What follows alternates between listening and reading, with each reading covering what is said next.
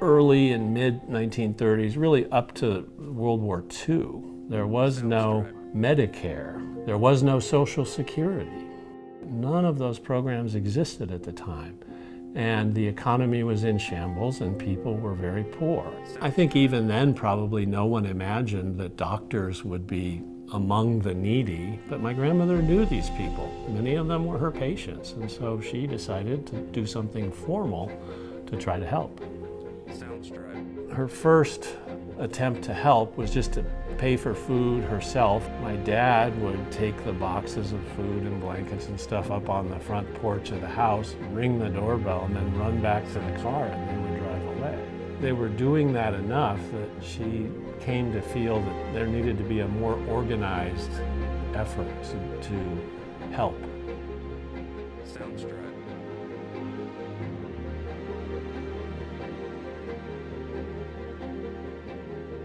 Physicians' Aid organization was founded in the late 1930s by my grandmother and a couple of other physicians to help physicians within Los Angeles County. Help financially, help emotionally, supportively, whatever could be done by the organization was what they wanted to do. And the motto changed in more recent years to physicians helping physicians.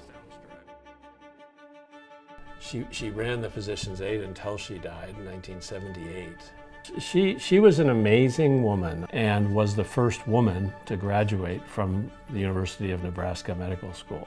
And she supported herself and paid her own way through medical school. I would ask her things like, well, you're still in Nebraska after medical school, it's World War I, you get called to somebody's farm, how were you received as a woman? And her answer was always something like, they were just happy that the doctor was there. She was focused on what she wanted to focus on.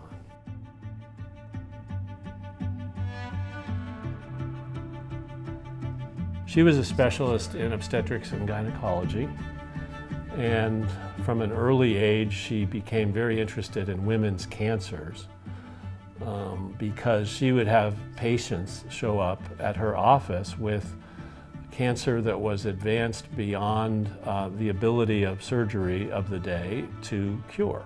That frustration about not being able to help these cancer patients led her, with a couple of other female physicians in Los Angeles, to found what she called the Cancer Detection Center.